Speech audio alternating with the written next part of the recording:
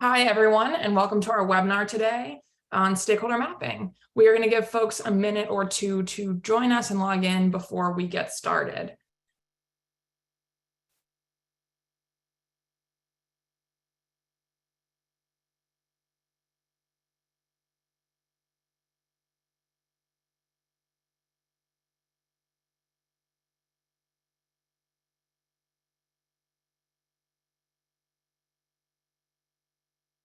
Awesome. And so for those of us who are joining us while we let folks log in, I would love to hear, now that we're in January, new year, if anyone has any fun travel plans, what your destination of 2023 is going to be. And maybe for some of you, that's DC, now that our state capital, our Congress is back open for visitors. Oh, sailing in Croatia, that is very high on my list, Daria. We have a couple of team members here at Quorum that did that in the last year and said it was amazing. Kilimanjaro, Hawaii. Wow, I want to crash some of these vacations here. Germany, Australia, a couple Australias, Trinidad. We have a team member who's also from Trinidad and who was just there over the holidays and had a great time there. Vietnam, Iceland. I see everyone is definitely taking advantage of making up for all the travel that we lost over the last couple of years. Rocky Mountains, South Africa, lots of international travel. Paris and Toulouse, France. I really have to get more planning after seeing all these ideas. Cleveland, Ohio, that's what I like to see. We've got some serious Cleveland Browns fans on our team who would love to see that. Awesome. We will give folks just another minute or so here before we dive in. Staycation in NYC. I like that idea. Catch some shows, good restaurants, all that kind of stuff is a great idea too.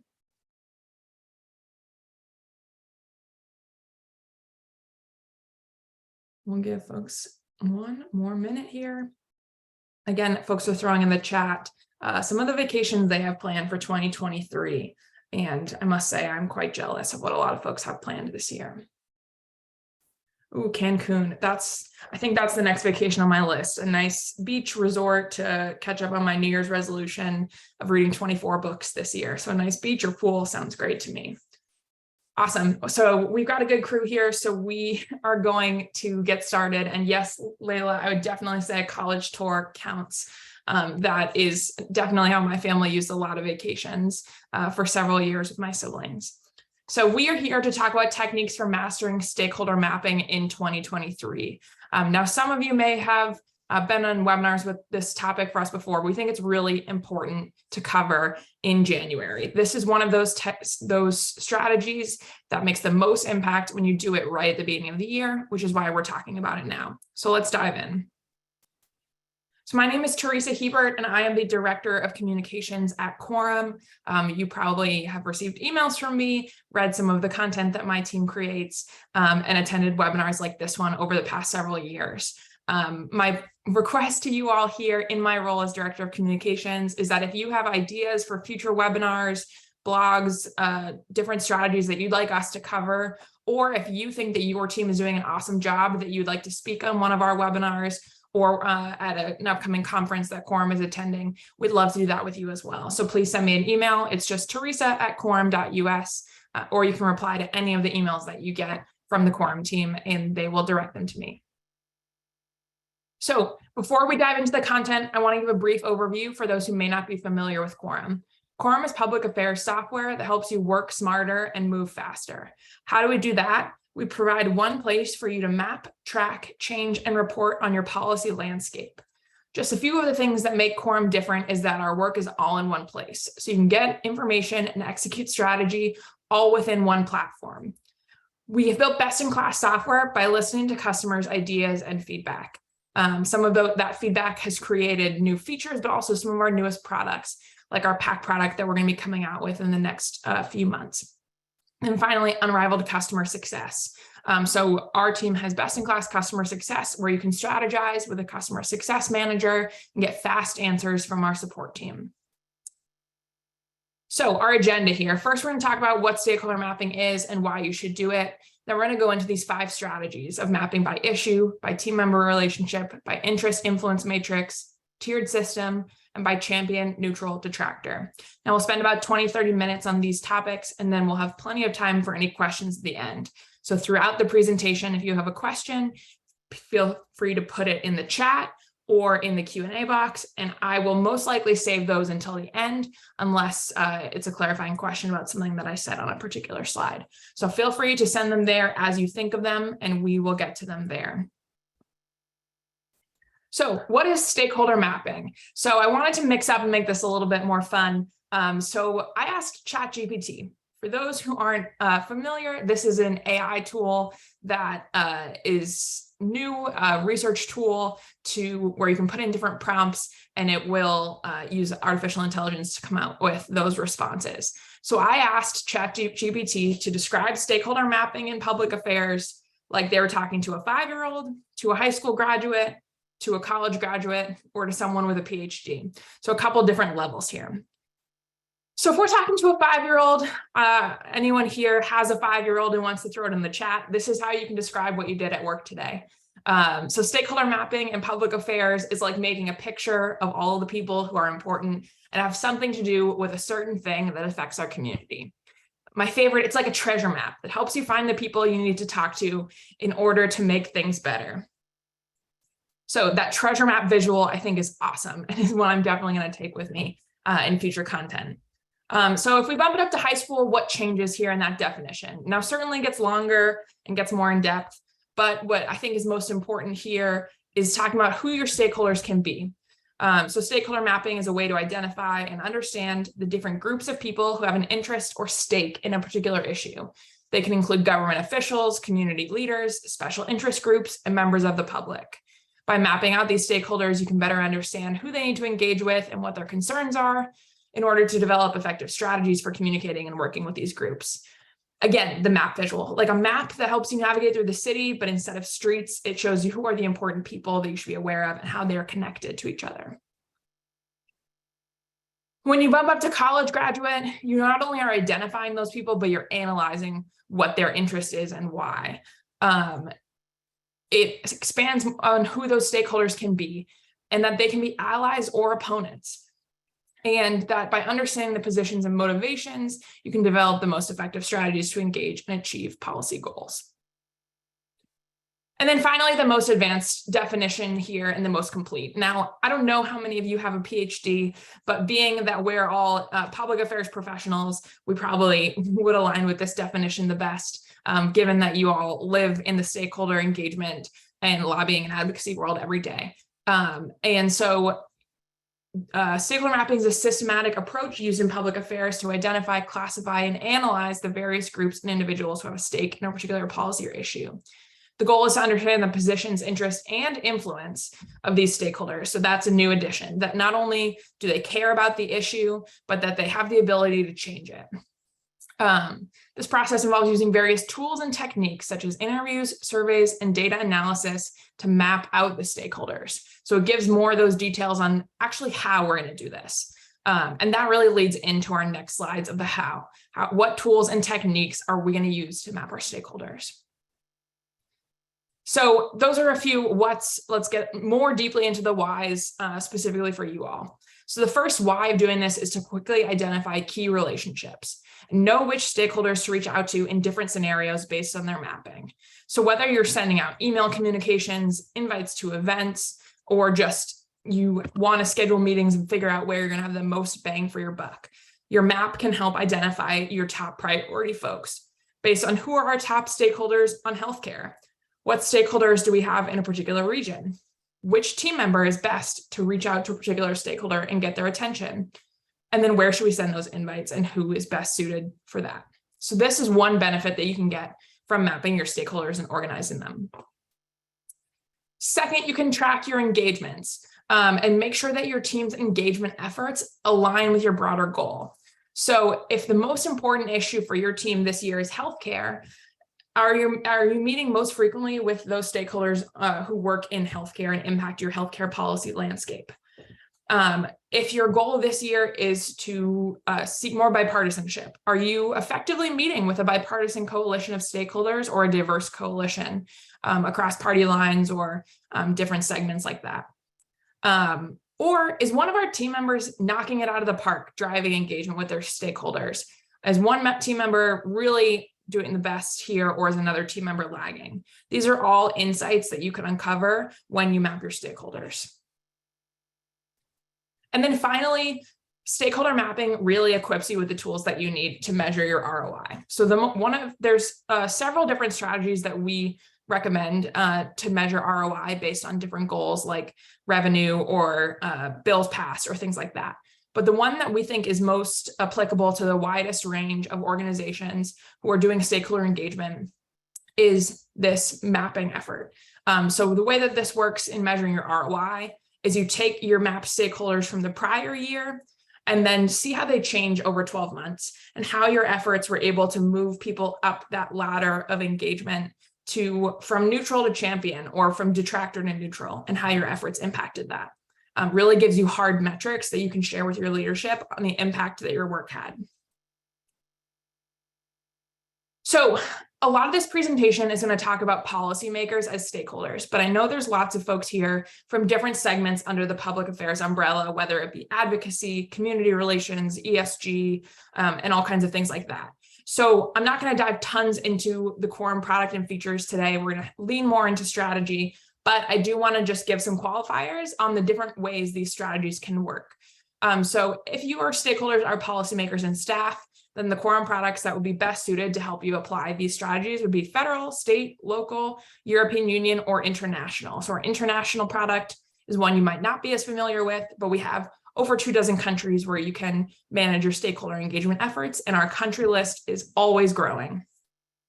If you're working with your employees, coalition members, community influencers, then Quorum Stakeholder is going to be the best suited for you. This is our CRM tool where you can add your own contacts and track their engagement, send emails, send event invites, and all those kinds of things. Then we have our two grassroots products, Quorum Grassroots and Phone to Action. For those who aren't familiar, last year, Quorum joined forces with the team at Capital Canary, one of the leading providers of grassroots advocacy software, with Phone to Action. So with both of these grassroots products, you can really engage your employees and coalition members in calls to action. And then finally, for some people, your stakeholders might be the press, and you're mapping based on the beats that different reporters write about or how often they're writing about your company. And for that, you're going to want to use our newest product, which is Quorum Communications, which gives you access to a reporter database across print, blogs, podcasts, all those kinds of things. So not going to dive too deeply into product functionality beyond this, but just wanted to preface that while we're going to talk a lot about policymakers in our examples, these strategies can be applied no matter who your stakeholders are. So let's dive into the strategies and the different ways that you can map stakeholders. Some teams will use multiple ways to map them, but really it depends on the way that you want to view the information. So our first way is to map stakeholders by issue. So what this means is to assign each stakeholder to the issue that is most relevant to them. And the benefit of this is that you can quickly communicate your organization's stance on developments based on that person's preferences. For example, if someone is an energy stakeholder and a new energy bill pops up, you can quickly filter for just those folks and send them updates or your organization's stance or things like that. So I'm going to show an example of what it looks like to have your stakeholders mapped out in this way. So I'm just going to jump out of my slides here. And this here is a Quorum sheet. This is our integrated spreadsheet tool where you can pull data from different parts of the platform, whether it be your meeting notes, the number of bills they've sponsored on a topic, or things like that, and bring them together. And so here we're looking at officials mapped by issue. And so what we've done here is taken a couple issues like automated vehicles, data privacy, STEM, and we're tracking how many times we're talking about those issues with that given stakeholder. And from there, we would assign them an issue. So for example, out of all of our meetings with Senator Baldwin, automated vehicles is popping up the most. So we might assign that as her primary issue. For Senator Kaine, we're talking much more about data privacy. And so in this case, data privacy is going to be where we assign him. You could do this a couple different ways. It doesn't necessarily have to be based on meetings. There are lots of different ways you can decide what issue someone is best aligned with. It could be the committees that they sit on. It could be the past experiences that they had before taking their seat in Congress. It could be the coalition so organizations that they participate in, all kinds of things. But whatever system that your team uses to assign them to an issue will work here. And one of the more advanced ways that we see folks doing this is what we call stakeholder alignment, where you can get specific to map issues differently. So someone might be a champion in one issue, but a detractor in another issue, all within your portfolio. So they could be a champion on autonomous vehicles, but a detractor in economic development. And so this is a feature that's built into Quorum where you can assign those issue by issue alignments. So we have a question here. How does the software determine the subject of a meeting email? Is it based on keywords or set manually? So this is something that folks will set up manually with what we call custom fields and issues management. So when you log each meeting, you can set up, or in advance, you can set up the fields that you want every team member to log. Some folks will do issue, some folks will do the sentiment of the meeting, whether it's positive, negative, neutral, and things like that. But that is something that you would allocate to your issues based on your language and team terminology. Thanks, Nick, for that question. So for example, Senator Baldwin could be a champion for healthcare and a detractor for your organization on transportation. Next, after issue, we can map stakeholders by team member relationship. So this means whoever has the strongest relationship with that stakeholder is assigned to that member of your team. Some of the benefits of this, you can quickly see which team member is most effective at driving your stakeholders to take your organization's desired actions. So let's say team member A has the most champions and change the most folks from neutral to champion, then you might want to dig in further to what that team member is doing that's making them so effective, or drive a promotion or something like that. On a more tactical level, mapping by team member relationship also lets you send out more personalized communications. So within a tool like Quorum, in our email tool Outbox, you can set to send email based on the relationship owner. So the stakeholder is receiving communications from a person that they actually know, rather than from a more generic name that goes to your full list. So again, we're going to look at what this looks like in practice. So here, we have each user is assigned to a team member. And so some folks might have two if based on the strength of the relationships, and if multiple people have strong relationships. And next to it, we're talking how many times have we met with this person, how many times has Alex versus Ari met with that person, and how many days have they been inactive. And so by looking at this, we can say, well, the people that Ari has a relationship, he's meeting with them not quite as often as Alex is meeting with them more often. And so that might be a strategy that you can pass on to Ari to reduce the number of days inactive for each individual. So this just really lets you dive into what impact is each member of my team having, and when you do need to activate that stakeholder, who's the best person to be the voice of that message.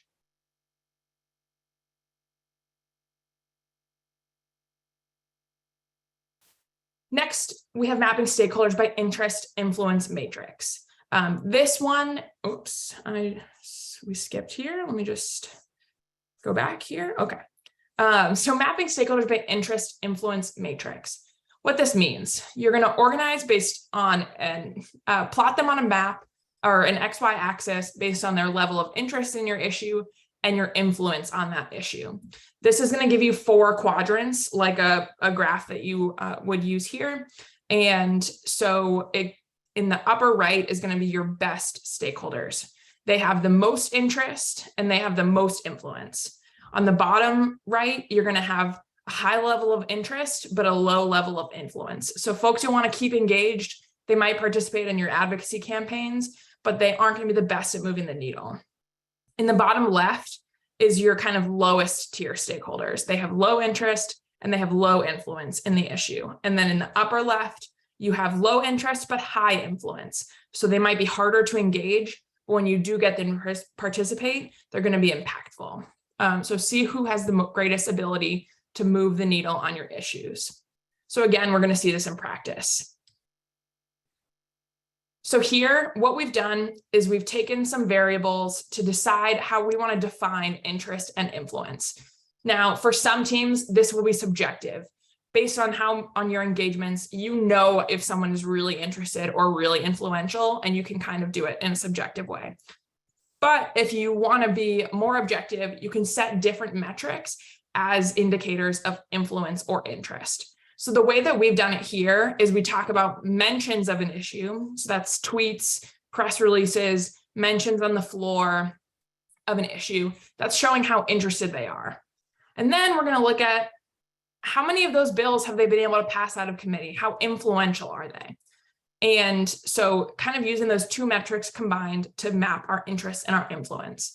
So Quorum has this feature where we can visualize that graph. So if I click here, it's going to plot everyone on a map. So I'm going to make my x-axis my interest metric, which is mentions of energy in social media documents, floor documents, things like that. And I'm going to change my y-axis to be energy bills passed out of committee.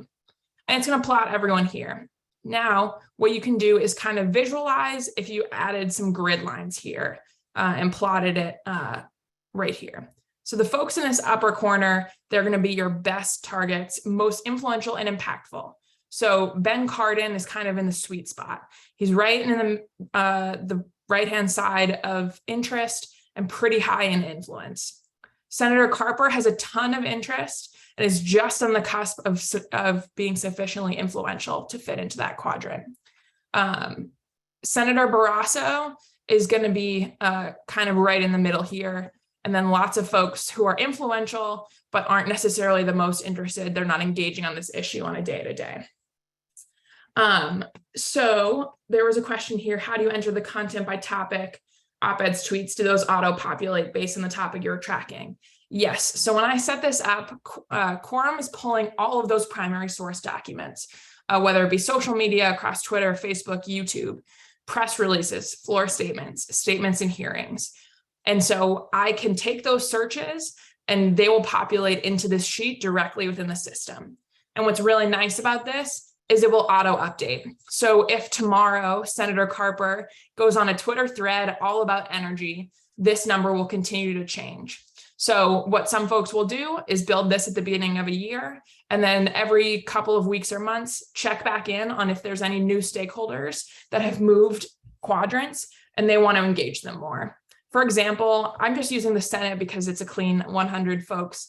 There might be some of those freshman members who don't have tons of influence yet, or we don't know what their influence necessarily will be because they haven't had the chance to really engage in those committees. So this column of passing bills out of committee will continue to change as bills move throughout the year, and those freshmen might pop into a new quadrant and you can update. And continue to see how those stakeholder relationships are changing. Now, I got some questions here. I'm going to take just a moment to read and make sure I'm answering everything here.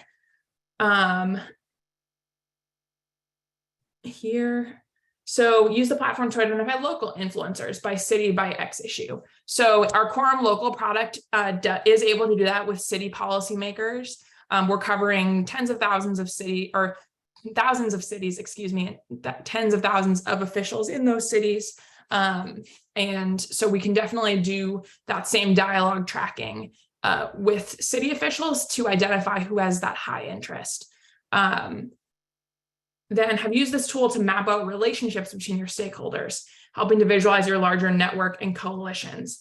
Absolutely.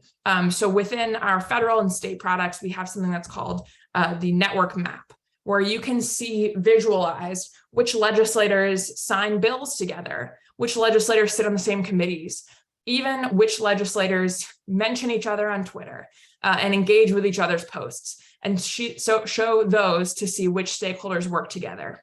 So for example, if you know that Ed Markey is a big champion of your issue when you've mapped him, and you go to that network map and show that Ed Markey works very frequently with, I'm going to make up an example, Senator Jack Reed of Rhode Island, then you can say, that would be a great next target to see if we can get him to engage more in our issues.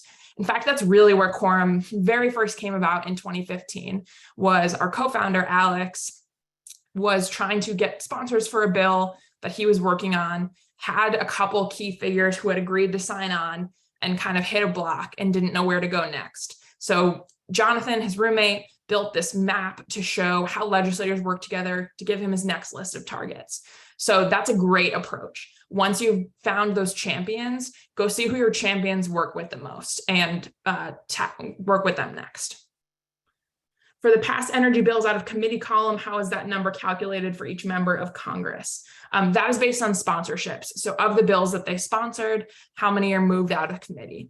Now, that was just a choice that I made as a kind of example, but you could change that to any other. You could make it number of bills sponsored, you could make it bills enacted, you could make it a lot of different things. I chose out of committee because we know that only a few dozen bills pass Congress in a given year. So I wanted there to be enough volume to really give us a good measure. But again, there's a whole slew of different data sets that you could use to create those influence or interest metrics based on what feels most applicable to your team.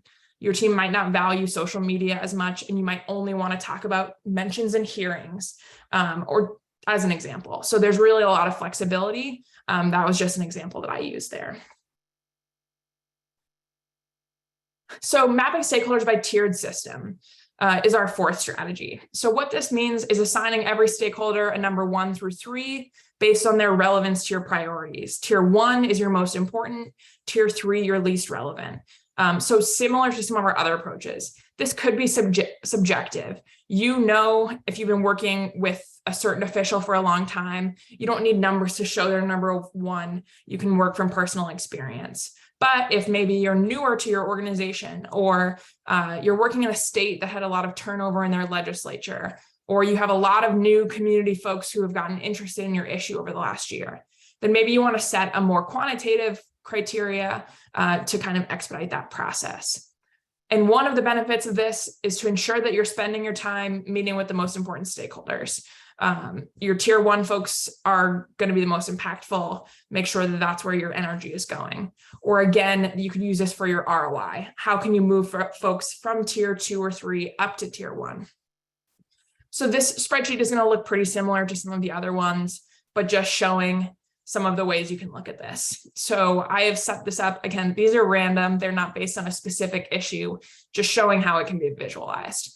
So what I've done here is taken a count of facilities. So let's imagine that you are a franchise restaurant and you can go into Quorum and map all of your facility locations. And maybe you decide that anyone who has more than 10 locations is definitely a tier 1 stakeholder because they're going to have a high number of employees in their district. So you can assign those. Or you can look at the number of interactions you've had with that office. Say, this is a little bit of a skewed example because Tammy Baldwin is the earliest in the alphabet, so it's often our choice example for interactions. But if you've met with Michael Bennett 102 times, that probably shows that he's really interested in your issues and he's willing to take meetings and have conversations. And that can also push someone into the tier 1 category. A tier 2 might be somewhere in the middle. They maybe have a lot of facilities, but not as many interactions, or they've had a lot of interactions, even if they don't have quite as many facilities. And then tier 3, again, those newer folks or folks that you haven't met with as much. Again, totally flexible, the number of ways you can use to determine to you what makes tier 1, 2, and 3, but showing here how you can plot those data sets side by side in order to assign it here. So what's really nice about this feature here is, let's say, again, this interactions is auto updating. So you have your fly-in next week and it bumps a few folks up into a higher number of interactions. I can just click right here or I'll go to a number 2 and I can change them to number 1 and it will update and move them up here. So really flexible way to display data and decide how you want to map someone. Sorry if I missed this. Is tier a custom field one will create for the officials? Yes, it is a custom terminology that you can use. The one that we have as a default is that champion neutral detractor. that we'll get to in a moment. But different teams have different methodologies that they like to use. Some might use a scorecard methodology with A, B, C, D, F. And so those custom fields is really the best way to use the terminology that your team is already comfortable with. You do have some flexibility or rules into how those custom fields work. So for example, if you only want the leadership on your team to have the ability to determine what the options are, you can do that. There's a lot of ways that you can make those most effective for your team. They're really flexible. And then finally, like I just said, mapping stakeholders by champion, neutral, and detractor. It's very similar to the tier 1, 2, 3 system, just with different terminology. So that spreadsheet looks pretty similar, but again, just a different language that's a little more comfortable. The big difference here is when you're talking about a tier 1, 2, 3, a tier 3 stakeholder doesn't mean they don't align with you. It just might mean that they aren't very impactful in the issue. For example, it might be a legislator who loves and aligns with your policy, but they're not on any of the right committees. They are a junior legislator or something like that.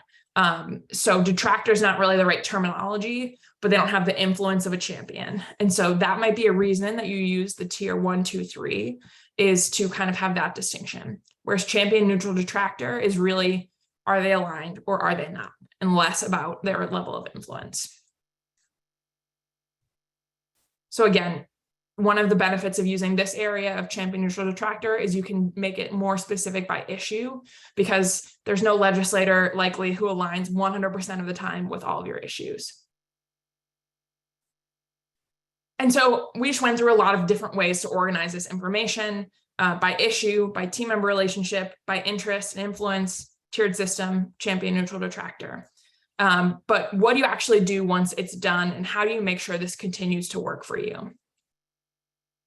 So one, set a goal for your mapping and the steps to achieve it. So once you've mapped your stakeholders, you might say, I have a few more in the neutral category than I thought. I would really like to grow 20% of our neutral stakeholders to champions. Then set up your steps to achieve it. We can host an in-district meeting at our facilities with all of our neutral stakeholders so they feel more connected. We could identify or nurture a grasstops advocate for each neutral stakeholder so they're getting more frequent communication. We could send a monthly email showing our community efforts in that stakeholder's district. So again, they're hearing from us more frequently. We could use a stakeholder map to plan our communication strategy. So this is just an example of a way that you could take your mapping by issues and plan out a communications calendar. Because if someone is your top energy stakeholder, you might not want to bombard their inbox with transportation topics. So this allows you to visualize, what am I emailing or inviting folks to when? And am I communicating frequently enough? And am I covering my bases on different kinds of communications? So just as an example, on Monday, you might send an email on a new clean energy strategy that you're implementing in your facilities to your energy stakeholders, but you might send your data privacy stakeholders a request for sponsorship. Later in the month, you might send webinar invites, release a new report, invite them on site. But this allows you to really target your messaging based on folks' highest interests or areas of influence. Then you're going to want to have a system for updating your mapping throughout the year. So for example, you might choose to start a department meeting once a quarter and update your stakeholder map so that it becomes a regular routine and doesn't fall out of date. You might report on adoption of stakeholder mapping processes as part of team members' performance reviews. Or you might provide incentives for those who are best at staying up to date on mapping their stakeholders. Clean data is really one of the most important things in this process, because if you don't trust your map, then it doesn't go anywhere. So really having those routines to keep and incentives to keep them up to date is something that's really important in this process. And then set a standard again for what's included to keep that data clean. So it's not just a process to do it regularly, but it's how you're doing it. So you might set a rule that any meeting with a stakeholder should be logged within 24 hours of completion so that you know the numbers are right and you know that the information is fresh in someone's mind when they're logging it. You might standardize the custom fields on all interactions, like every interaction must include a sentiment of positive, neutral, or negative. or every interaction must mention which issues were discussed so that you have clean data. And then, like I just mentioned a little bit earlier, if you're using a software like Quorum, you can set up permissions that dictates who can update stakeholder mapping. So if it's something that only you want leadership folks to be able to influence and impact, and everyone else just implements strategy as a result, you can do that with a system like Quorum. If it's a team effort where everyone has the ability to update their stakeholder map, you can do that as well. And then finally, before we jump into questions, start early. Especially if you're using this to measure ROI, starting in the middle of the year, while better than nothing, is not going to be as impactful. By starting in January, you can really have a full year of data. So at the end of the year, you can go to your executives or your leadership, whoever it may be, and say, this is what the start of the year looked like. Here are all the inputs we put in through the calendar months. And then this is what results that we've seen in December. And this is what results we've seen year over year. So starting early in January and doing this every new year to have a fresh update stakeholder map really will give you the best ability to use this as a reporting tool. Now, I know that was a lot of information. I would be happy to take questions. And yes, the slides and recording will be available later. So let me look at some questions here. Is there a stakeholder mapping to comm strategy tool within Quorum, or is this just an example of how you could apply the mapping outside of Quorum? So the calendar itself is not within Quorum. We do have the tools to send emails and messages based on your map, but that visual is not itself within Quorum. But everything else that you saw from the spreadsheets and things is in Quorum. But for those not using us, could be certainly done with a spreadsheet tool or something like that you might already be using. One of the biggest differences being that auto updating feature of if you're tracking mentions or interactions, that is always going to be a source of truth and really give you that clean, up-to-date data that all of your team is accessing and relying on. Whereas we all know sometimes with Excel spreadsheets, you have version control issues and things like that. Can I pull a list of priority assignments assigned to me and a column on strength of relationship? Absolutely. There's a lot that you can do once if your whole team has mapped based on assignment, then as an individual, there's a lot that you can do to visualize just the people assigned to you, to only receive bill alerts for the members of Congress that are assigned to you or the state legislators, and really narrow that down so that you can have a personal experience based on your assigned stakeholders. And the other question about strength level, aside from champion, neutral, detractor, or other things like that, you can also tag folks with a priority. So high priority, low priority, mid priority, things like that. Thoughts how to do similar relationship mapping for custom stakeholders? That's a great question. I know a lot of some of the examples talked about bill sponsorships or dialogue mentions. I will say dialogue mentions is one that can be replicated with custom stakeholders. We do have to offer a custom social media monitoring feature with Quorum Stakeholder, where let's say you're tracking your coalition members. You could add all of the coalition social media, and we can track those and pull the mentions in just the same. But as far as other categories you could use things like how many of our events have they attended? How many of our emails have they actually opened or clicked? And some of those engagement metrics. And again, I don't want to discredit some of those subjective measurements. There are certainly teams who they're very well attuned to their stakeholders and don't need to add that extra level, and can use their past relationships to really decide where people fit on that map. How much of the metric tracking mentions on social media bills passed is done automatically versus manually? So the part that's done manually in this case that we've talked about here, as far as mentions and bills, is setting up the original search terms. So deciding what terms that you want to search for, what categories of bills are most important to you. Once you set that up, you can really set it and forget it.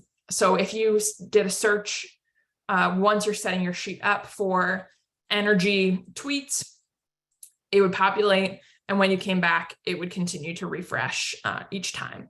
So really that initial setup of the spreadsheet is manual, of just deciding what the parameters are for each of those columns.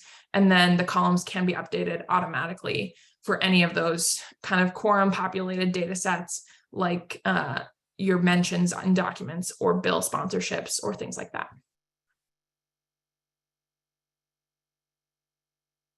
Any other questions here? Similar to the network mapping for elected officials, seeing who within a community knows who, what those relationships are. Would you recommend utilizing custom fields for this kind of mapping for custom stakeholders? That's a great question. You're right that it's not, that algorithm that we have set up for the network map of legislators does not apply one-for-one to custom stakeholders. There are a few different ways that I think about approaching this. One that I like to use is within the documents. So one of the things that you can do with Twitter documents is there's a retweeted by, mentioned by. So let's say I'm using this purely as an example. Let's say I'm an environmental nonprofit who works nationally. I can go to retweeted by, and I can see all of the other folks who might in my network who might have retweeted that post. Or I can look at the post from that environmental group and see who they mention in there. What other accounts are they talking to or tweeting about when they're talking about our issues? So those might be other targets or other people to look for, because we know they're both talking about the same issues on social media. So that mention is really something that I think about, because a lot of people will be sharing the same reports or the same data. So that would be where I would start. And then it could be possible to consider sending out some kind of survey or email, and using our email communication tools to ask people who their relationships are with. It's something that we have on the grassroots level, where you can survey your advocates to see which legislators they know, but maybe sending out some kind of communication, seeing who their stakeholders are connected to. But that social media mentions is really the first thing that comes to mind to see a folks network within custom stakeholders. Let's see what we've got here. Anything missing? I don't see any other questions coming in, but I know there's so much to cover here in stakeholder mapping. We did a lot in the last 40 minutes. If you have any questions, if you're interested in learning more about Quorum, please either visit our website at quorum.us or reply to the emails with the recording and slides with any questions, and a team member will certainly get back to you. If you're already a Quorum customer, you can reach out to our customer success team, who can help you build some of these sheets and implement some of these strategies. And that is going to be they're going to be able to help you set up those sheets and teach you some of those strategies within the platform itself. Again, my name is Teresa Hebert, and thank you so much, everyone, for joining today. Have a great almost weekend.